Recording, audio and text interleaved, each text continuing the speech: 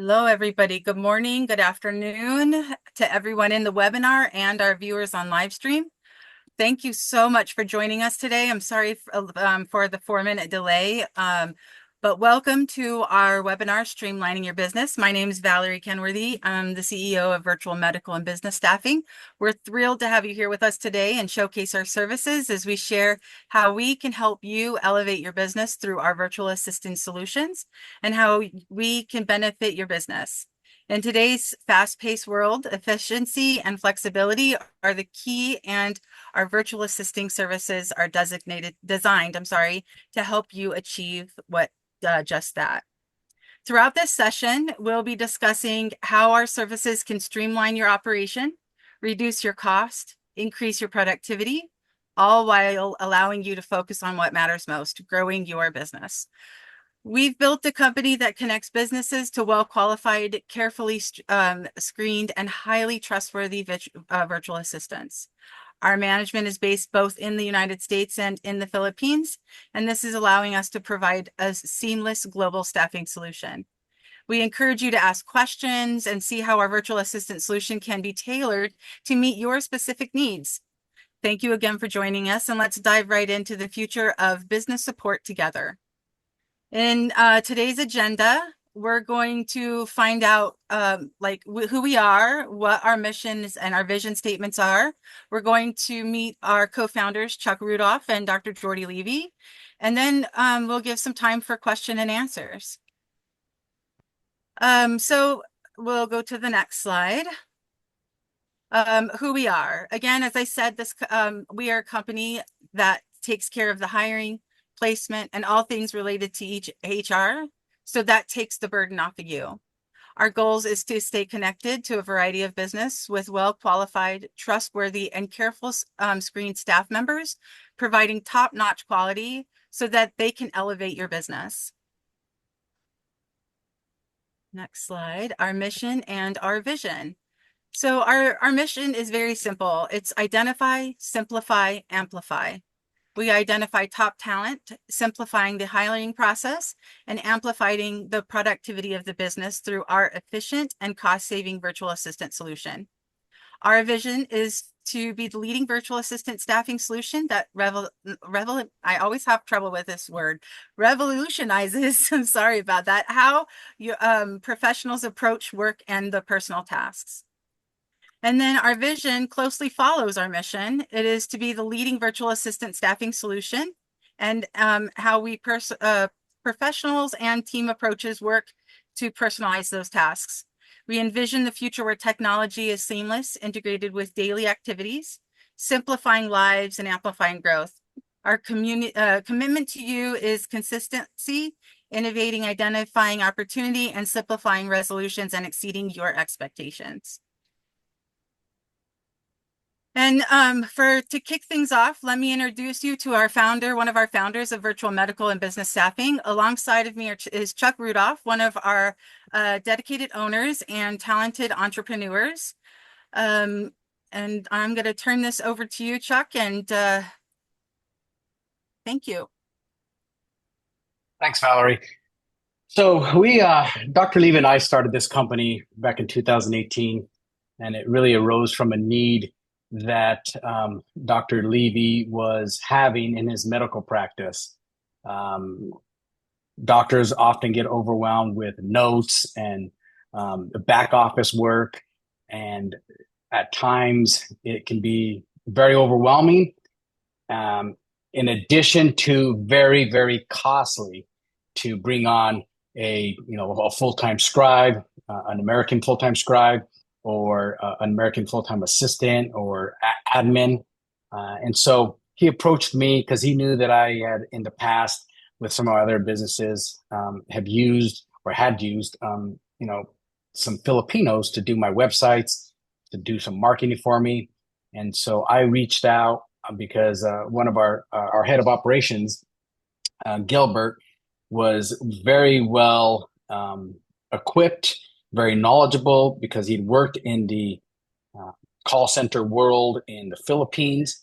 And so he put me in contact. We found a couple of really talented individuals that were able to assist us in creating this company over there.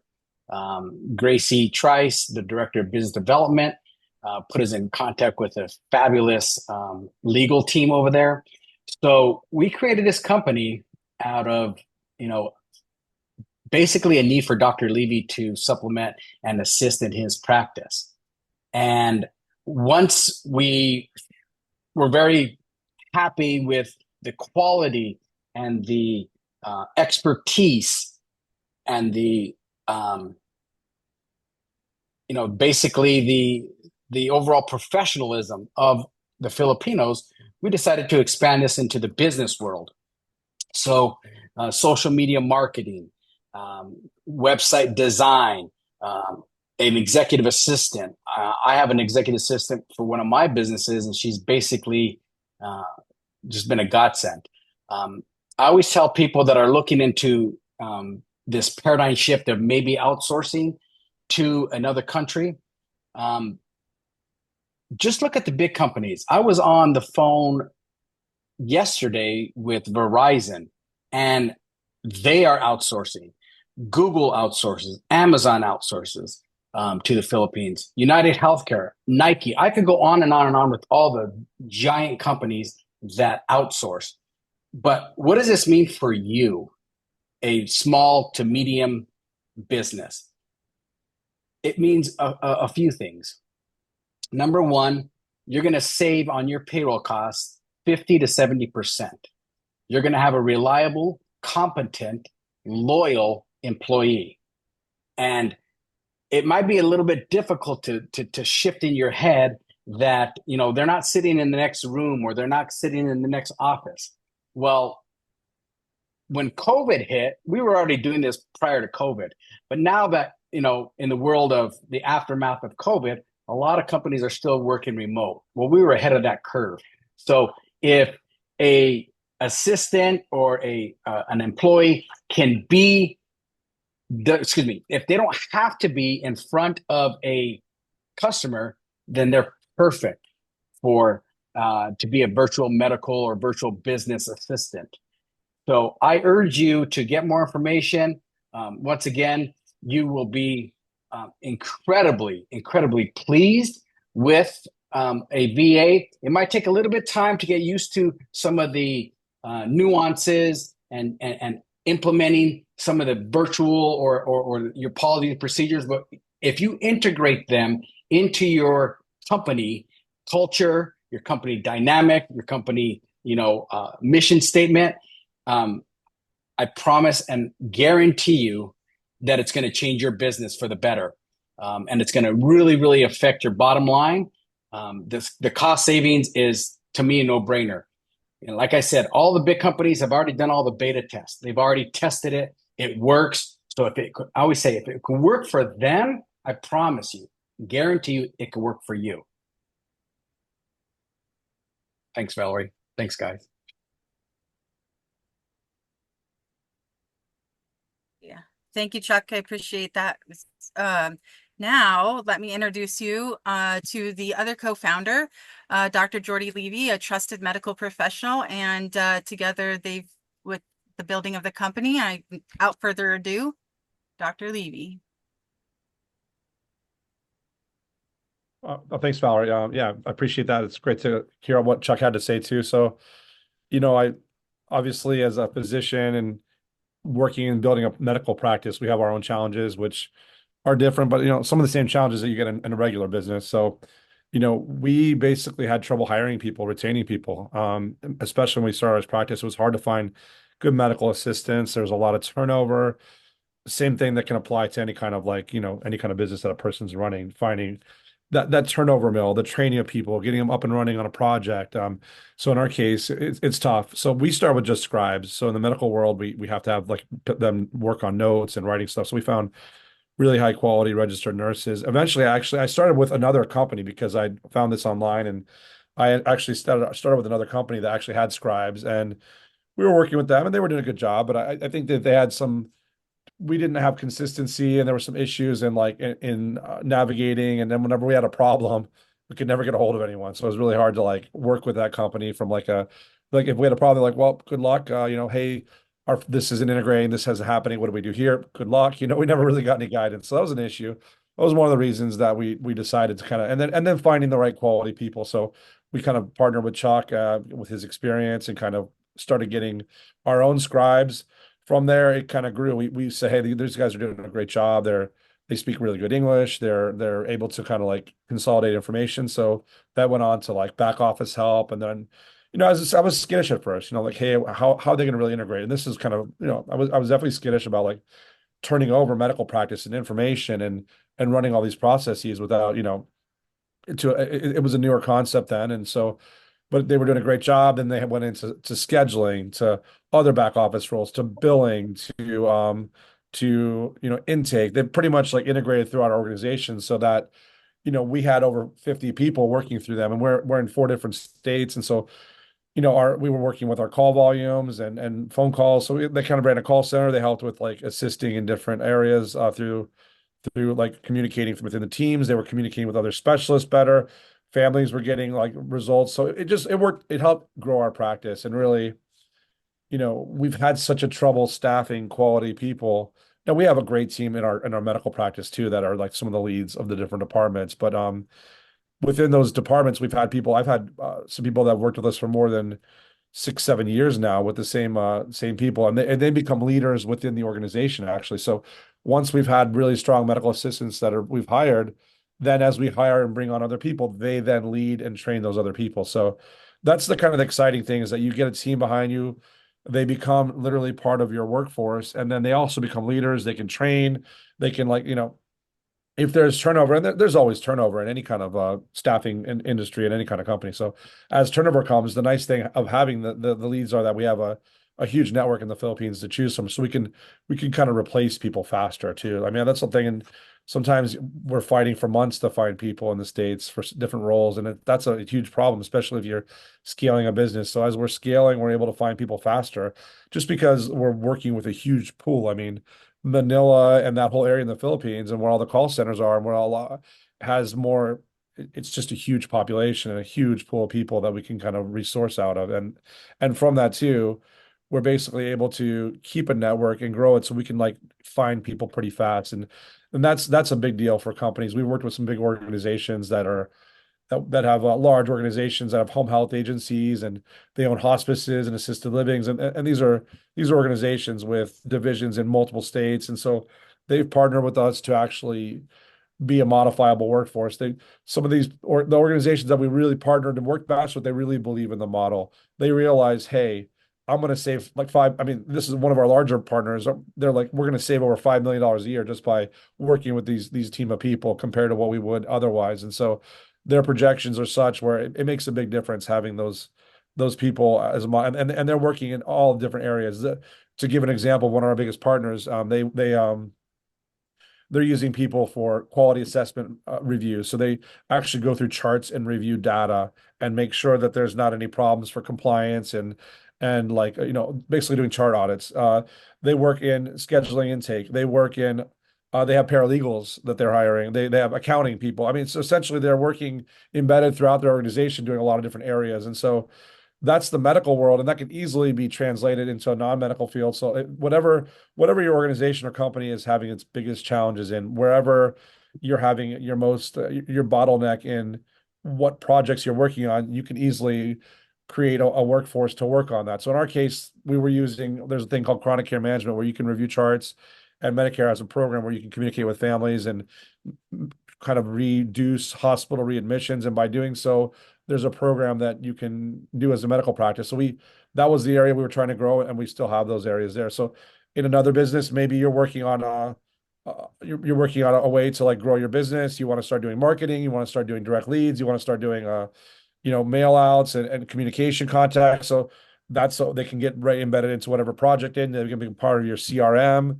and then they can start communicating there. And essentially, I mean, they can work on marketing projects, web-based projects. They can be executive assistants. We have a lot of people placed as executive assistants, which are like the right-hand person. That's kind of what Chuck has with his business. He's got a right-hand person, executive assistant, who kind of knows she's been with him for many years. And so over the years, her and some other people working on their team have really gotten to know his business like like a right-hand person, essentially. So having her doing all these things, he's saving a ton, and she's really talented and involved. And so, otherwise you sometimes executive assistants or major lead people like that, or they get, they're it's just it's cost effective. Plus, they're ingrained in the company. So that's kind of the way we look at it. We have a group of people that are really dedicated to, like Chuck said, he mentioned that they're very dedicated to the organization. They become part of our organization. We have Christmas stuff, and we send, and they're online, like celebrating with us as part of our medical practice. So, and that can apply to any business, and it does apply to other businesses too, where they're just really excited about being part of an organization. They become your full-time employee. They're trained to your standards, and they can be modifiable. They learn your CRM. They can become whatever project you want. That's the part I never understood when I first hired them. Like, okay, I'm going to hire a scribe. They'll write my notes. Well, that's how this all evolved and grew. They did more than just notes. They started learning our computer systems. They learned our network. They understand it. So they went into like other areas within the company where we had the most need, and they could be moved from one department to the other. So in a regular business, it's the same thing. You have them, they know your CRM, they know what your product is, they know what your goals are. And so from there, like any other strong employee, they can be adjusted and used in other ways. So I think that's the key. I think one of the keys for us too, compared to other organizations that do the outsourcing, is that we really work hard to identify what you need to match the personalities, because that's our role. That's our biggest role as a staffing company.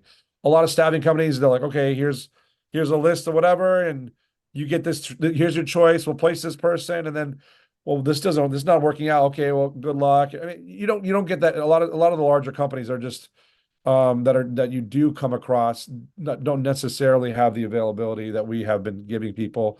We're really working closely to be like hand in hand with people, and between the team we have Valerie and Gracie and all the other, and Gilbert and all the other people we have as our liaisons. They're, Jeff, as helping as part of the whole team too. I mean, all the team here that we have here online here, um, you know, they're, and then the people in the Philippines too. They're all really, really go out of their way to make sure that they're communicating with our clients. And that's why we've had longstanding clients. So I think as a company grows, we identify the issues they're having.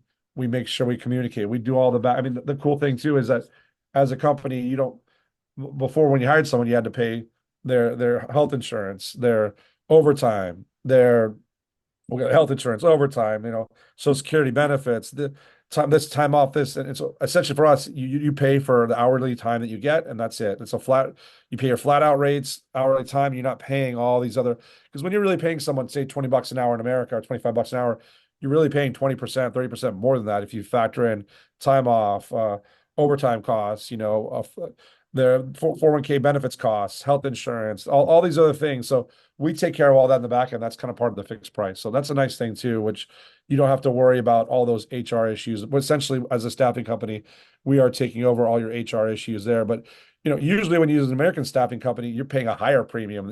The staffing companies for a normal job, $20 an hour, you're paying them $30 an hour because they're doing all those things for us. Well, in our case, since we're identifying people in the Philippines, we're finding people cheaper and doing all that labor work. So it's a win-win. It's been great for our company. It's why we've partnered with other medical practices throughout Arizona in multiple different levels, and other businesses, and really are looking to grow the model out as we kind of continue it, because it's a great resource. And so, yeah. Great. Thank you, Dr. Levy.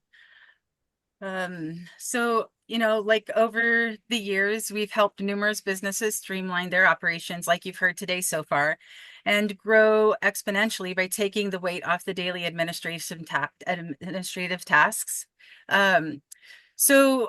Today we are just challenging you to take the next step and streamline your business and take it to another level. We handle, like you've heard, the entire process from start to finish, reducing your hiring and onboarding costs. We manage your virtual assistant on the back end so you don't have to. Our team manages all of the HR needs, such as the local health insurance, like you just heard Dr. Levy explain, taxes, and more. And so that way you can stay focused on your business. And so with that being said, I'd love to open it up to the question and answers, and see if we can answer here as a team any questions that you guys may have out there. And we'll start taking those now and just opening it up.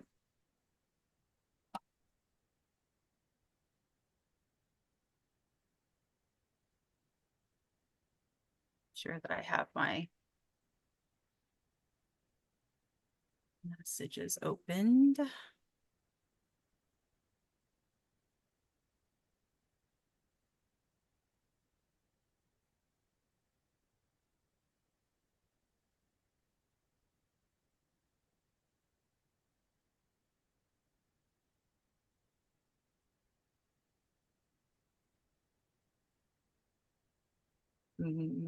Okay, so here's a question. Do you offer virtual sales staff? And CN sent this. So virtual staff, sales staff, yes, we do. We one of the in the Philippines, they have a big BPO industry and they offer a lot of sales. And so if your business is looking for your virtual assistant to do your sales calls, we do offer dedicated sales agents through the Philippines for you to use. Yeah, and they can, depending on what you want to, they can, certain people are geared to certain different industries too. So that's a nice thing too. We can kind of, whatever the industry and position you're looking for, we can a lot of times find people with experience in that same industry, you know. So if they've had, because again, because of the whole network in the Philippines, there's people who've done insurance stuff. There's people who've done like computer sales stuff. There's people who've done like I mean, you name it. There's a wide array, and even people who've used certain CRMs. We can try to do our best to find that, but like anything else, yeah, we tailor to what you're looking for. So, and if they're going to be outbound calls, they're going to. I mean, all of the people we look for we really make sure the English is at a higher standard. That's one of the great things about people that we find in the Philippines versus maybe some people you get in Pakistan or Dominican or Indian. Although you can find wonderful people in those places too, but the people in the Philippines have a great cultural awareness and understanding, which helps that can help a lot with the communication piece, you know. Yeah, yeah, exactly. Um, Another question is, what is the hiring time frame and are background checks part of the vetting process? So yes, we do thorough background checks, and the time frame kind of depends on you as the client. When do you need them to start? We typically say it takes anywhere from 3 days to 5 business days to get them into your business. With those background checks that we do as part of our vetting process here, they go through a 3-step vetting process with us, and then they do an onboarding with us here in the Philippines as well. And then we give them and endorse them to you. So we've had it to where a client needed them to start the next day and we made it happen. Ideally, though, we like to give it a few days just to get all of our checks done to make sure that everything gets to you all buttoned up. Let's see, another one from CN, professional services and IT security. Both of those are also done. We have a team that has like our cybersecurity policies. And so IT is one of the big things also in the Philippines, professional services as well. And then Glenda Myers says, are your nurses licensed? So yes, they are licensed in the Philippines. But we do have some of them that have US license as well. So there's some of them that are dual and some of them that just have it based in the Philippines. Anything more to add to that, Dr. Levy, maybe with your experience? I mean, they are registered nurses, but that being said, like, you know, in the States, really, RN services aren't really usually very billable. I mean, they can be in some areas, but I mean, like, you know, to have billable encounters, most of the time, nurse practitioners, PAs, or MDs or DOs do those kind of billable encounters. But I mean, there are certain things that RNs, I mean, if you're going to say do like, for example, we've had hospice nurses that have to do hospice compliance stuff as RNs. There's certain that require a United States. I mean, actually, there's certain things we actually have to be licensed in that state even. So, you know, it just really depends on what you're requiring for that. But I mean, most of the time, if you're requiring documentation for like say like let's say it's a hospice company, there are certain things that only American legally licensed people in that state can do, but they can have support. So we've used people to do certain documentation, but then we help the actual people in the Philippines will be getting the charts, getting up the records, setting up the chart, building everything, building kind of the notes preparation so that the RN can kind of look over stuff and it'll help with the sign up. It's like even when a doctor sees a patient as a scribe, that scribe isn't signing off on my note. They're not signing off on my visit. They can't bill for what I do, but they can pretty much spoon feed all the information, listen to everything I'm doing, have it all documented. So essentially I can just authorize and sign off as quickly as possible. That's the whole concept of a scribe. So in a way, the RNs in the Philippines can kind of be used in the same way, if that makes sense. Yeah, perfect. And let me just add, kind of piggyback on that, security check, and how we do this. There are a lot of companies out there. I mean, you can go online right now. You can search for a company that offers virtual assistants, and the reality is, a lot of those companies in the Philippines are not licensed by the government, by the equivalent of what we call the SEC in the Philippines. So if you go and find a Filipino or a VA that is, with a company that is what I call running rogue, then you're going to run into some serious issues if that particular VA breaches your data, steals your data, does anything nefarious. With us, that's why we decided to do it the right way. And we're licensed with the government of the Philippines. And each and every one of our VAs that we bring on, they go through what they call an NBI clearance. It's equivalent to an FBI clearance here in the States. So if they ever leave us, we communicate with the government why they left us. Did they get a better job? Did they do something that they weren't supposed to do? So they don't want to mess up their NBI clearance. So you can rest assured that high probability, 99.5%, are not going to do anything to mess that up. And I just want to say that because there's companies out there that are running rogue. You can get them for maybe less expensive, but the old adage, you get what you pay for, and you get what you risk for. So Yeah, because they basically pay people through PayPal. They're setting up these accounts where they're wiring money or sending PayPal or Zelle or whatever to or they have other accounts they can use, and basically they're getting paid, but they're really never. I mean, no one's paying taxes. That's the part. No one's paying back taxes. They're not following the DOL, which is the Philippines Department of Labor. So and so you know it's not clean that way, and especially when people try to do things that are like not on the up and up. So there's that protection, but also it's good for the people in the Philippines. So they're guaranteed like certain benefits, their rights, like with the dole. They have a place to have recourse if there is an issue, and so that way that we're abiding by those rules. It's basically a way that when we hire people, they know we're part of the system. So it kind of allows us to also identify better people. That's why we can get a better pool of people, because most people want to be paid a salary. They want to have their benefits covered. They want to be part of the Philippines dole, which is the labor organization. They want to be in good standing with all that. And so by doing so, they know they're working for the right kind of company. It's not like a fly-by-night person. And so also for us, if that's one of the things we partner with some large medical organizations they have 30, 40, 50 people with us. I mean, these organizations don't want to take the risk of having 40, 50 employees with us, where it all just disappears because there was no real standing, and then all the employees decide to, if you don't have any kind of like agreements and employment agreements, what's to stop 30 or 40 people with just all disappearing and doing, I mean, they could all just band together and disappear or whatever. You know what I'm saying? There's no protection for the employer or the employee that way. It's all just kind of like doing things a little bit more. Oh, I don't know if it's nefarious or whatever, but it's just not a clean way to do business, and you're not paying taxes that way. So Yeah. it's not even like 1099. It's even beyond that, where you know you hope they're paying their taxes if they are being paid through PayPal, but it's a clean thing. It's a big difference. So there are I think the better organizations, the ones that have the stronger networks, are doing all that the right way. We also ensure that all of our virtual assistants have HIPAA security training that we put them through, and cyber security is always checked throughout. So we do really have a strong process in place for all of the different types of securities that we do. And especially the reason that is too, because I mean, a lot of companies that do just virtual business don't do all that, but we start in the medical world, which requires just such a high standard for, medical data and safety and all that. So, Yeah. Yeah. I hope that answered your question, Karina.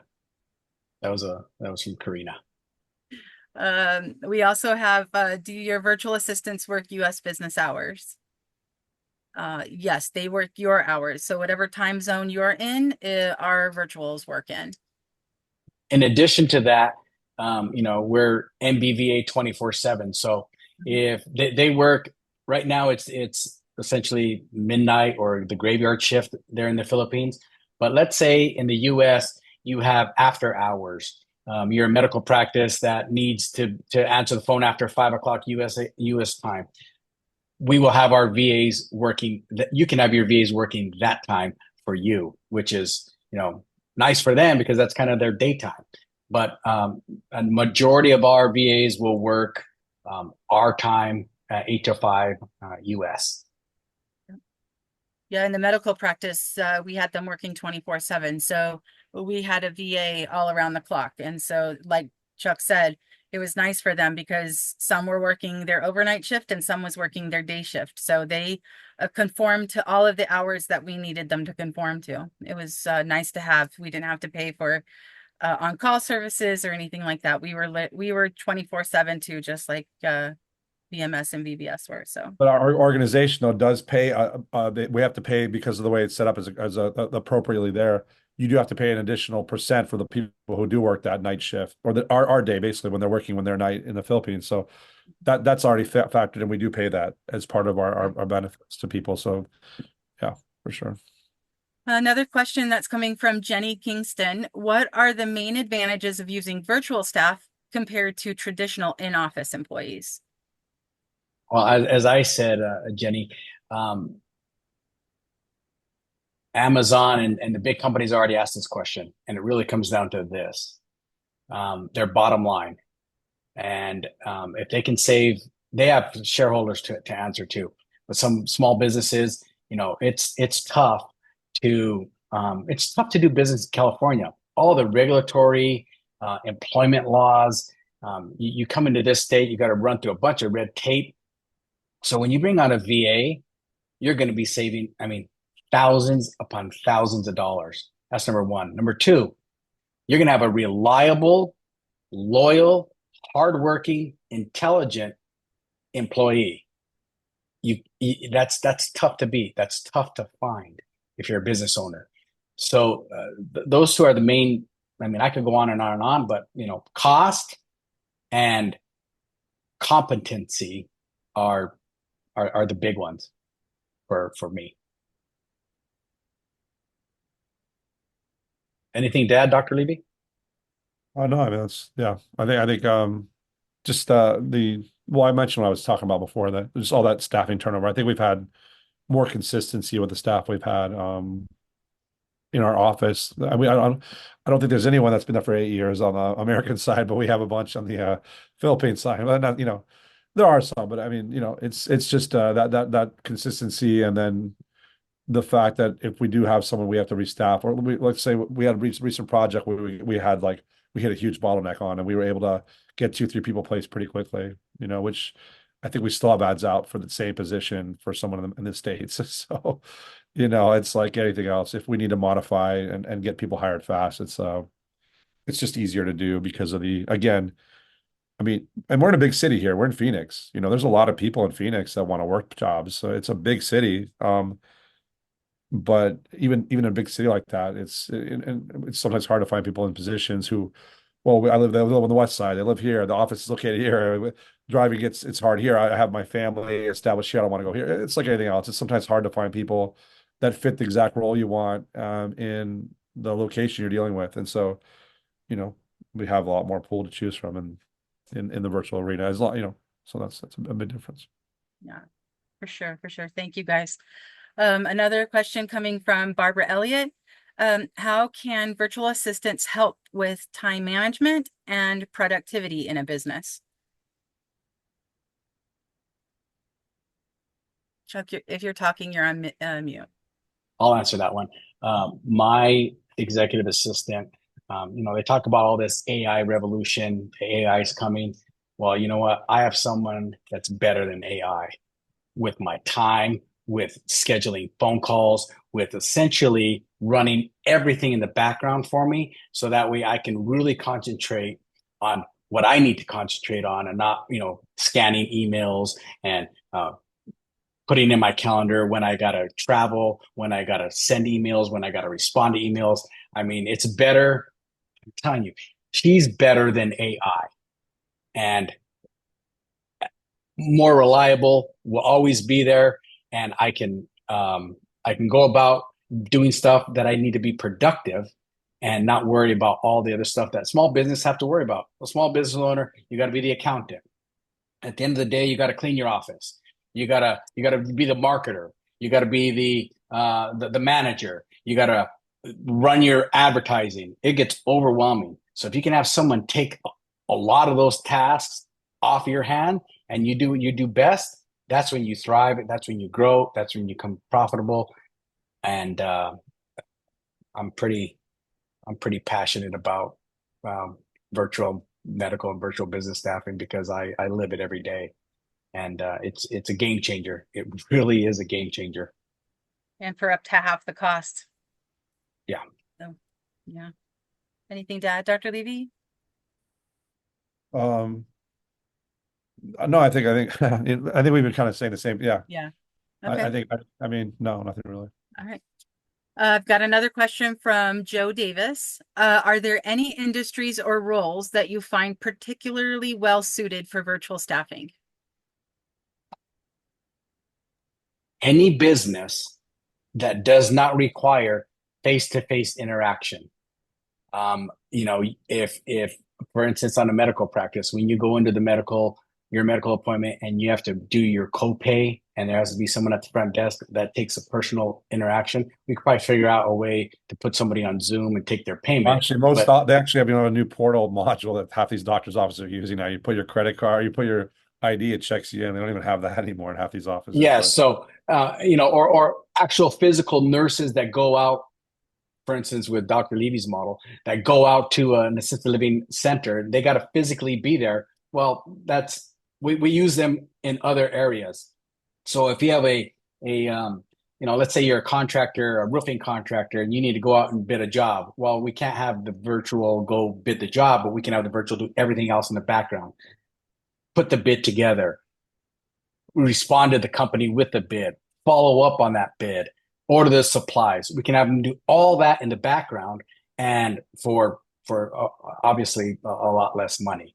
So there's a position where it requires face to face, then you can't use a virtual. But if you can find in every business where virtual can fit in. yeah, I mean, yeah, I agree. I mean, yeah, as long as you're not having to be in person on a job, they can really do any back office, any kind of administrative role in a medical, non-medical, any real business. I mean, they can kind of pretty much do any role they would have in a business.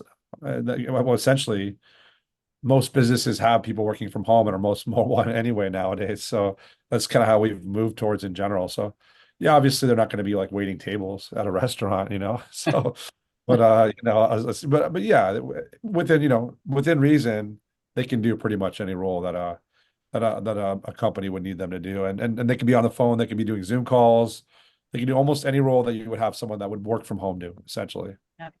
Yeah. And if COVID taught us anything, it's how to be remote. So we can slide right in there and do whatever you need to be done on the back end, for sure. Another question from Kelly Collins. How do you stay updated on the latest remote work trends and technologies? We have, I can take some of this question too. For some of that, the remote work trends and technologies, we really try to stay up to date with making sure that we are working smarter, not harder, with the technologies that we have put together. And then, of course, our virtuals will really conform to what technologies you're using in your business. And so with a little training that you're going to provide to them, because our virtuals basically become your employee. And so you would teach them everything that you would want them to do by staying up to speed with all of those trends. Yeah, we just talked to a company that's actually works in the medical arena, and they're a huge organization. They're like an accountable care organization that actually works to help optimize doctors' practices. So they're using AI on all these different levels in organization. And so one of the projects they wanted us to take on is helping to kind of like build all the information that's going to go into all their models. And so they have like fellows in different specialty areas doing it. Well, they want someone to work with them to actually help tee up some of that information. So I mean, it's like anything else. I mean, you're going to be able to, they're going to use AI. I mean, we're all going to use AI. I mean, in the future, it's just that who's going to be managing it? You're going to need people that are competent to actually manage the data and run the data. And so for sure, certain things AI will take over. There's certain things that we're not going to do the same way. And just the same way that like Microsoft Copilot's changing how we do our flow and like it's already happening last year or two, how we use ChatGPT, how we use like our large language models, how we're starting to, how all these big organizations like ServiceNow and like all the huge organizations, Salesforce, they're already creating AI built in their models, but again, they're going to need people running those models and running those. They're going to it's like saying, I'm not trying to fix Microsoft or Apple, right? They're doing what they're doing. I just have to use their software to competently run my business. So these people are going to be really good on how to use Excel spreadsheets, Google, whatever AI is coming up. Just and a lot of them are young and like really hungry about learning information. So, they're definitely younger and hungry about information than I am. I'm like learning that. So it's a good thing. They're going to be using whatever technology comes. And so yeah. I mean, the what's happening with all the big companies, as I said before, is they've already done the beta test. They're already over there in the Philippines working remotely from their U.S. Home base. But looking at it from your point of view as a business owner, if you could save money and you could allocate that savings to more marketing, see, this is like your competitive advantage that eventually a lot of companies that really get this, they'll be bringing on virtual assistants, whether they do it in the Philippines or in the Dominican Republic or India. That's their competitive advantage because the cost savings that they are seeing on a monthly basis, they can take that cost savings and put it into marketing. You might have a competitor of yours saying, "Well, wow, they're all over social media. How are they generating more sales?" Well, they're probably generating more sales, I can guarantee you, by cutting costs in some area of their business in order to allocate their costs to marketing or other areas of their business so that they can thrive. So, having a VA is really, really a competitive advantage. And, all the big companies know it. Yeah, it's true. Okay, so I'm going to do one more question here as looking at time. Sophia Miller, what are the most common challenges businesses face when working with a virtual assistant, and how can they be overcome? I believe that the biggest challenge is once you bring on a VA is because they're not in the next office next to you and they're literally remote, getting them trained with your company policies, procedures, and culture, and spending time with them as to exactly what you want on a daily basis, the daily tasks. That could be a challenge because it's really a paradigm shift. A lot of Americans, you go in, you do an interview, you get hired, you get onboarded, and then you're there in the office. Or they kind of think, well, we have a work from home policy, and they're like down the road in Tempe. So maybe I could go see them, or they can come back into the office. And so that's really the biggest shift is they're with you, they're your employee, they're just not in the country. So spending time training them, and you'll see a big difference because these are very intelligent, hardworking, loyal individuals. So spending the time training them, getting them acclimated to your culture, your policies, your procedures, and see how your business will thrive. Yeah. Immensely. I mean, it's accountability too. Like you have to make sure that well, like any employee. I mean, you can't just give someone an employee a project and never, like Follow why, up on them. and never like a month later. Well, you're supposed to be done 2 weeks ago. Whatever. It's like anything else. You have to be on top of. They're your full-time employee. So they're only going to be as good as you are as their manager and leader and the accountability you put them under. So we've had different over the years, we've had different leaders and accountable people, and we've had departments that have not used them as efficiently as possible because, and it really came not down to necessarily the employee. A lot of time is the leader. But if an employee is not doing something, we know that's the place where we need to find the right person. And sometimes we do have to replace people.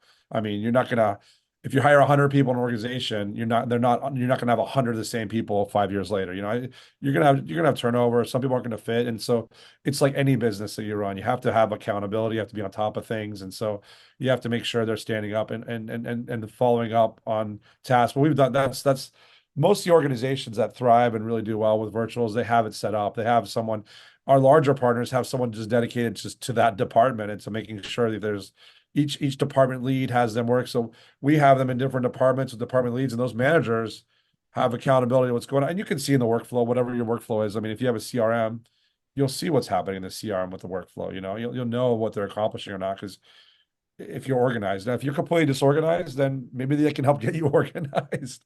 You can hire someone to help get you organized. There's sometimes, if that's like your biggest problem is you're completely disorganized, then that might be something you hire someone who's actually there to help get you organized and get you on track. So they might even I'm talking about you holding them accountable. They might hold you accountable, as getting you organized. So that's happened before too in different projects. So yeah. Definitely.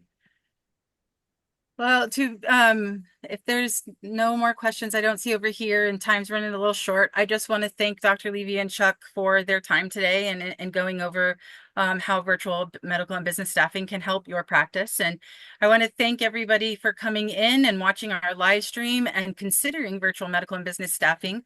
We're excited to help streamline your business and maximize your productivity. If you're ready to transform your business, we make it incredibly easy to get started. Contact us for details, and this is going to be provided on one of the slides that we're going to bring up now, and we'll schedule a free consultation to assess your needs and how your virtual staffing solutions can fit into your operations. We also would like you to, if you have any other questions, please send them our way. We'll be more than happy to answer them. I hope everybody has a wonderful day. And again, thank you for joining us today for this last hour and learning more about virtual medical and business staffing. Thank you, everybody. Yep. Thank you.